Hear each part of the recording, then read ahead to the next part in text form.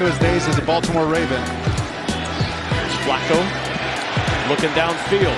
Open. And Cooper makes the catch and breaks free.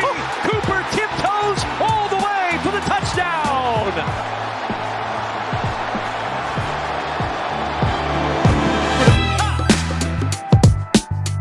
The Browns come all the way back to beat the Bears. Look at this, 3rd and 15. Back foot, Njoku.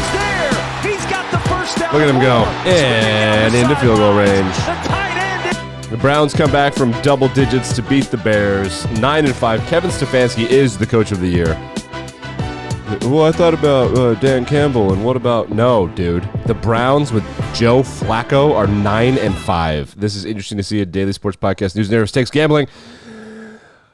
Best highlight, but not the best game. The best game, or I guess the best moment for a team, would have been for the Buffalo Bills, who just daddied the Cowboys. They just daddied them. They just ran it down their throats. It was not a successful situation. If you're the Cowboys, you're like, yeah, you go on the road and lose that game, that's fine. Everybody's like, from advanced analytics, they're like, the Bills should be a top 2 or 3 team in the NFL, but they're like one game over 500, and you look at their games, like, wow, these are all mostly really close. And then they had that one stupid game against the Jets to start the season. Josh Allen, 7 completions, 15 attempts, 94 yards. That's getting daddied. The Bills had 351 yards. The Cowboys had 195. Passing yards, 85. Rushing yards, 266 rushing yards. James Cook, 25 carries, 179, and a touchdown. And the other people had, look at Josh Allen, 8 carries, 24 yards. Ty Johnson, 9 carries, 54 yards. I mean, they just ran it down their throats. Unbelievable work from the Buffalo Bills.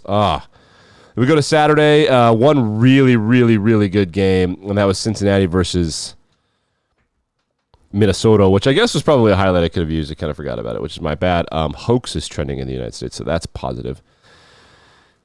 But then 2 ass whippings. There were 4 teams that were playing in the afternoon and the evening games. Denver versus Detroit was the night game, and then Indianapolis versus Pittsburgh was the afternoon game, and we had 2 teams declare themselves as frauds and 2 teams declare themselves as not frauds. The frauds, the Steelers and the Broncos. The not frauds, the Lions and the Colts. The Colts are getting their best player back next year, Anthony Richardson, who was like out of control to start the season. Hopefully he protects himself and this is not an injury-prone situation. So huge deal from that. Other storylines, we have an investigation on our hands. Jameis Winston showed up with this briefcase to the Saints game. The Saints playing the Giants. Danny DeVito, of course. He took a huge hit. Looked like he was concussed, but he wasn't actually concussed. The Giants just suck. Jameis Winston showed up to this game with an empty briefcase to show his teammates that nothing separates them from greatness. There's nothing in the briefcase. Nothing separates them from greatness. Not a lot going on upstairs. Let's go back to this Bears-Browns game. Couple things to note. First of all, the Hail Mary was dropped, which is wild, but watch before the Hail Mary drop. Watch this drop. This is Robert Tonyan, former tight end for the Packers, now tight end for the Bears. And whoop. Oh no. Let's go to TikTok to watch the Hail Mary that almost... This is really close. Watch it. Throwing deep. Okay, so this is just the live, what it looks like live. How close was it in his lap? Watch the replay. Replay's crazy. And then a deflection into the hands of DeAnthony Bell. Achingly close to... Achingly close is right. Unbelievable. The Bears, apparently you're not allowed to cuss on the internet anymore, but the Bears are just such... The Bears are such fuck-ups. Oh, my God. They just are. They're just... And this is good for their tanking, but at a certain point, like, the Bears are just fuck-ups. Let's go to New England, where Taylor Swift was there, and ESPN wants you to know about it. They have this notification sent out to people. Taylor Swift has a strong reaction after Travis Kelce's defender doesn't called for pass interference. That was a notification that ESPN sent out. God, that used to be a company. It used to be like a real company that people like. It was a real company. Lots to talk about in the New England game. Lots to talk about. Let's see if we can find that Taylor Swift reaction. If we can't, it's fine. I forgot that I had the Taylor Swift reaction, but I did have the Taylor Swift reaction. She did tip people. Reports are that she tipped people handsomely that were giving her food. So Taylor Swift, noted human being. So she just screamed fuck. That's what that was about. She screamed fuck.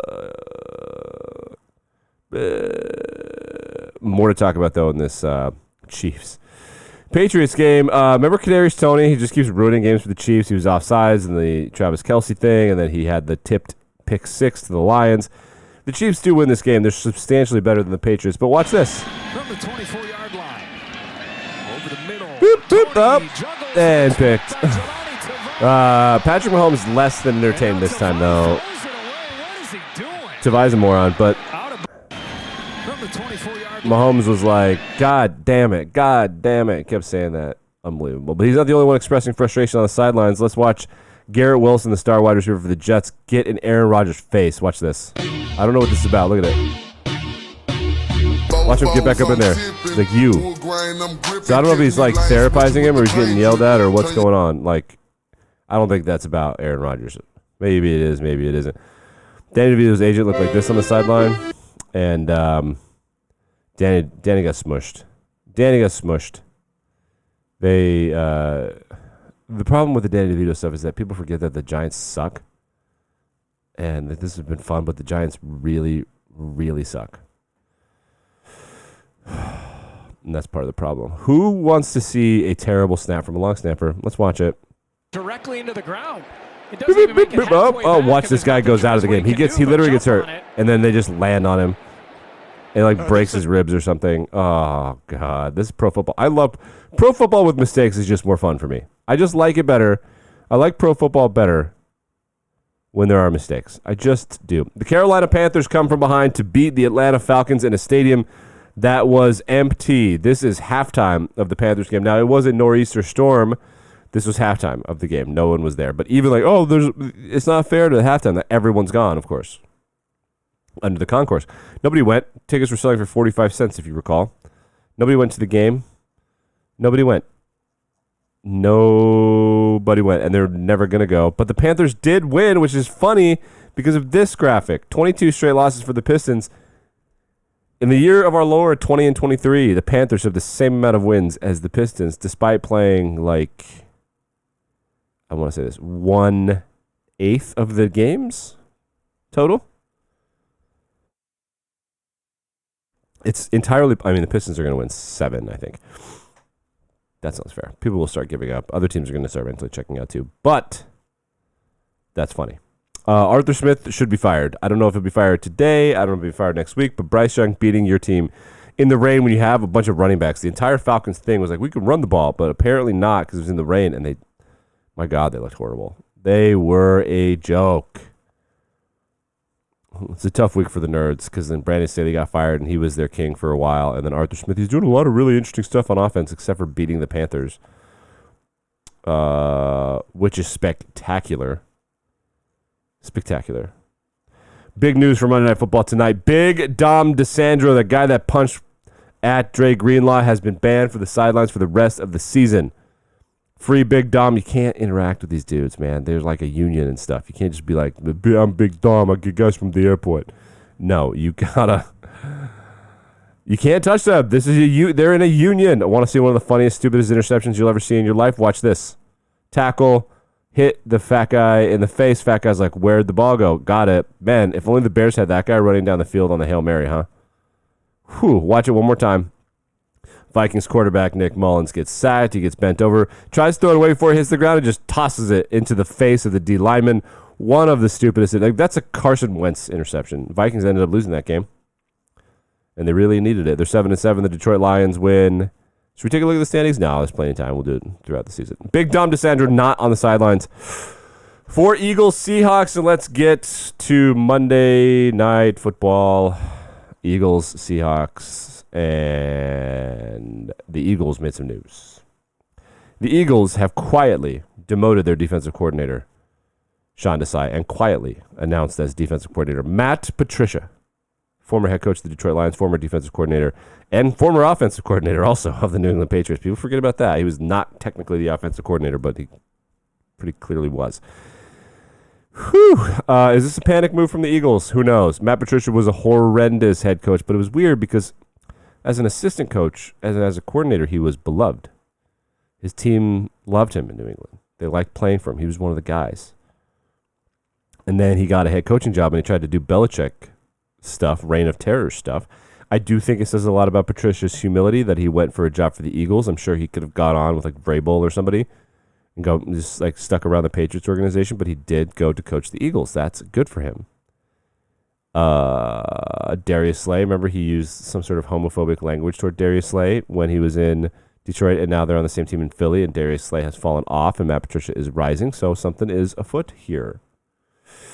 Whew. Something to talk about. He's the defensive coordinator now. Essentially, the Eagles are favored by 3 at Seattle. Seattle has fallen off the face of the earth. They were threatening to win that division, and now they suck. Here are the updated standings if you want to take a peek. The Seahawks are 1 game under 500. They are a game behind, or half a game behind the Los Angeles Rams, who right now I think would be in the playoffs. Not quite, maybe. I don't know what the tiebreaker situation is, but they would be headed, it appears like they would be headed to the number 2 seed, which I think is either Detroit, Philly, or Dallas. Man, Matthew Stafford at Ford Field is not a good matchup for the Lions. It's what a way. That would be tough. Cowboys undefeated at home, though, so that's fun. But anyway, Monday Night Football. Seahawks 6-7. They are a cornered dog right now, and the Eagles are bleeding. But there's a big opportunity. They could simply have lost to Dallas and got their asses kicked by Dallas, got their asses kicked by the Niners. They win this game, they're back in full control of their ability to win the division, and they would need help for San Francisco to win the conference, but it's not impossible. San Francisco has the Ravens, who are, in my opinion, the best team in the NFL, because I bet on them to win the Super Bowl. Whew. I am not going to bet this game. Too scared. Got this clip from basketball. Lindenwood playing IUPUI, and some dude from the crowd dressed in full LeBron James regalia tries to trek into the basketball game. Here he is. Look at him. He's just wearing LeBron gear, and he's like, yo, I'm checking in. Oh. Yeah. Well, I hope that guy gets accepted into his frat that he's pledging. All right, back and better than ever tomorrow.